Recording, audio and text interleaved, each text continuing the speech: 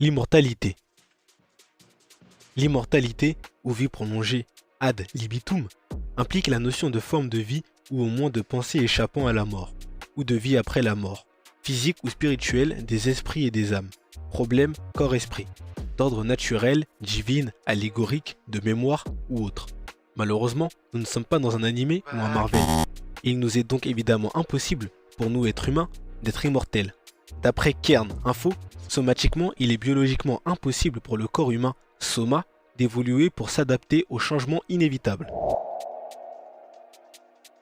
Comme grand nom de cette théorie d'immortalité, il y a le scientifique anglais Aubrey de Grey qui y a passé plus d'une vingtaine d'années à faire des recherches sur cette théorie.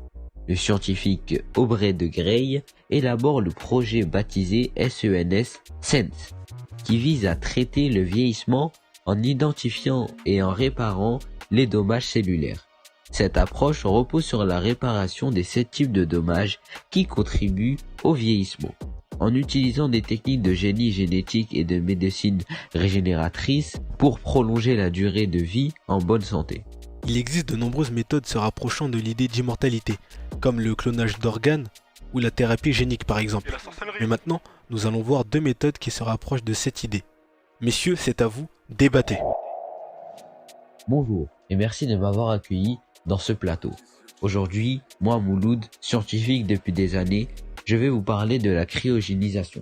La cryogénisation est un procédé de conservation à très basse température usuelle qui est de moins 196% pour les cadavres, dans l'espoir que de futures avancées technologiques pourront permettre de les ressusciter. La cryogénisation pourrait permettre dans le cas d'un patient souffrant d'une maladie incurable, avec nos moyens médicaux actuels, d'attendre qu'un traitement de sa maladie soit éventuellement développé dans un avenir lointain. En 2016, près de 300 personnes étaient cryogénisées aux États-Unis et une cinquantaine en Russie. De plus, quelques milliers de personnes avaient prévu de se faire cryogéniser après leur mort. Merci, c'était tout pour moi. Et je laisse parler mon opposant. Mais vous vous êtes cru dans Naruto avec votre réincarnation des âmes de Wish. Ta flop, mon frérot. Lâche pas l'école, hein. Bref, reprenons. Donc, il est impossible de refroidir un corps tout entier à de telles températures sans sévèrement l'endommager. Et la résurrection de ces derniers nécessite la réparation des dommages dus au manque d'oxygène, à la toxicité des conservateurs, aux contraintes thermiques, et aux cristaux de glace formés dans les tissus qui n'auront pas pu se vitrifier avec succès. Tous ces problèmes rendent impossible la résurrection des corps cryogénisés.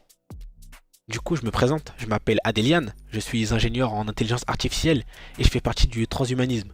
C'est un mouvement culturel et intellectuel international prônant l'usage des sciences et des techniques afin d'améliorer la condition humaine par l'augmentation des capacités physiques et mentales des êtres humains et de supprimer le vieillissement, la mort et quelques maladies. D'après la Tribune, l'immortalité numérique est désormais à portée. Avec les prodigieuses avancées de l'intelligence artificielle, nous sommes maintenant en mesure de nous fabriquer un avatar virtuel pour après notre mort. C'est indéniable. Un petit pas pour un homme vers une immortalité plus aboutie. Attendez. Excusez-moi, mais même Usopp n'aurait pas eu l'audace d'inventer un mensonge aussi énorme. L'IA peut nous imiter, mais ne peut pas nous reproduire. À l'heure actuelle, nous sommes très avancés technologiquement, certes, mais ce n'est pas assez pour complètement lier notre conscience à une machine. Nous ne sommes pas Krang dans Tortue Ninja. La capacité de l'esprit humain à imaginer, à s'exprimer artistiquement et à synthétiser des idées disparates est un domaine où l'IA échoue complètement. Merci de nous avoir écoutés. Et comme Dr Conan l'a dit, l'immortalité est ridicule. Nous pouvons voir l'importance de la vie uniquement parce que cette dernière est courte.